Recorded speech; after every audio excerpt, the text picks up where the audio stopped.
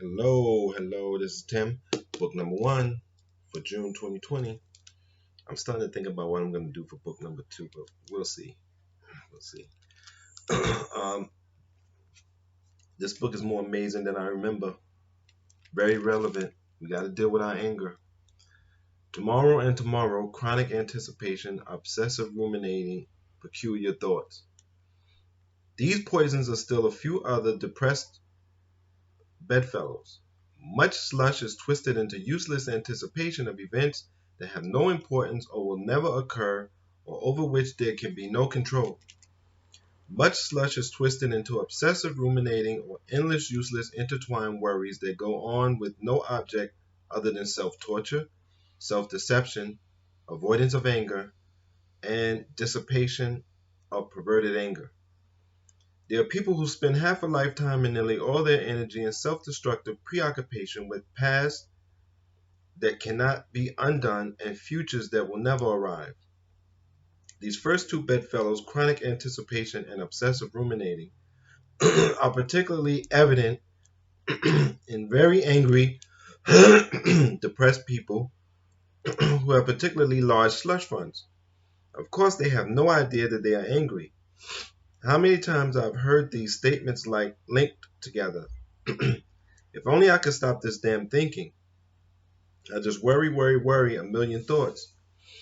I feel I'm going to bust, as if I'm coming apart at the seams. Of course, what they are coming apart with is buried rage. But they don't know that. What about peculiar thoughts? I discussed them at some length in the winner's notebook, but they certainly deserve some discussion here in this special reference. Slush is frequently converted to peculiar thoughts, often with no obvious connection whatsoever. These thoughts include illogical sentences that defy understanding, irrational and seemingly untimely thoughts, and odd, sometimes grotesque and frightening fantasies. They occur most often at times when one's guard is down, such as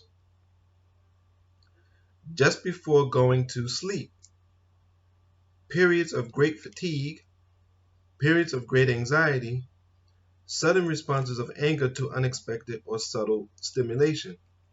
Generally, new anger and old slush will be perverted and twisted into the most grotesque forms when great attempts are made to deny them.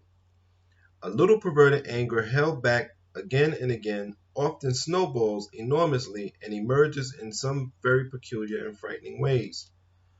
Let me give you a few examples from my own clinical experience. One of my patients at certain times saw himself running through a subway train screaming berserkly. It turned out that this fantasy occurred each time he looked for a job. He apparently saw his looking for a job as demeaning and hated himself for needing to take the subway in order to look. This rage at himself was expressed in the self-ridiculing fantasy of running through the train berserk. Another patient had terrible thoughts concerning her mother. She used to think of her mother as lost, starving, dying of a malignant disease, being crushed by falling buildings, and so on. For a long time, she denied feeling angry at her mother. When the full extent of her anger was felt, accepted, and expressed, her bad thoughts disappeared. Another woman I saw in treatment had bad thoughts regarding her infant son. Most of them involved her fear of killing him. When she realized and worked through her anger at him, largely for burdening her with an unwanted responsibility, she was relieved of the thoughts. Peculiar thoughts are not sign of madness. People almost always know that they are peculiar, thus demonstrating considerable sanity. People almost never act out a thought.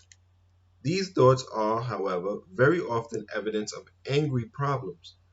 Sometimes, if the thoughts are very disturbing and frequent, professional help is needed to work out the angry problems involved. And so, let me mark next read. The Angry Book. We have a lot of issues that are spilling out I can imagine a lot of people feel hopeless over what's happening to black men in the society, being killed and being dragged off and thrown in cages. And that's why we're seeing the protests. You see when people scream and they're yelling and they're overly emotional, that's the anger, the slush fund. It's all coming out. And so, on one level, if this protest does nothing else but relieve people of their slush fund, their anger slush bank, it will be, it will have accomplished something.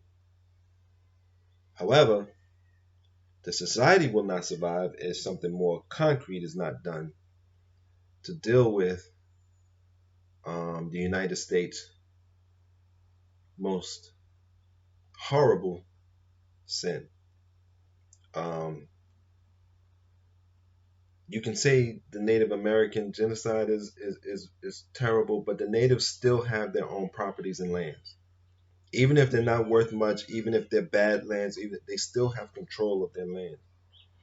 But black people are captive inside this plantation society, and we need to be released, and the natives need to be left alone. And if if that doesn't happen, then the society will fall apart. Okay, so that's enough of that. But I want to thank you for supporting me, and I want to say, take care of your mind, take care of your body, and be safe.